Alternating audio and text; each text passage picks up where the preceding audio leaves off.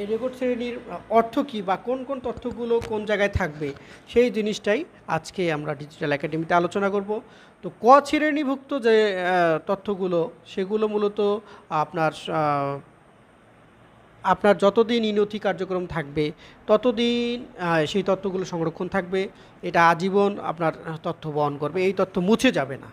আর এই তথ্যের মধ্যে আপনাকে যে আমাদের যে প্রতিষ্ঠিত আইনগুলো আছে, বিধিবিধানগুলো আছে, এগুলো মূলত এখানে সংরক্ষণ করা যায়, রাখতে পারবেন আপনি। এবং রাষ্ট্রীয় কিছু যে স্থায়ী যে দলিলপত্র আছে সেই জিনিসগুলো এখানে থাকতে পারে। এছাড়াও যে আপনি যদি কোনো গুরুত্বপূর্ণ ব্যক্তি সম্পর্কিত কোনো নথি রাখতে চান সেটাও আপনি এই ক শ্রেণীভুক্ত রেকর্ডে রাখতে পারবেন। এরপর খ শ্রেণীভুক্ত রেকর্ডে মূলত এই খ শ্রেণীভুক্ত যদি কোনো রেকর্ড আপনি বা নথি সংরক্ষণ করতে চান তা সেক্ষেত্রে আপনাকে কিন্তু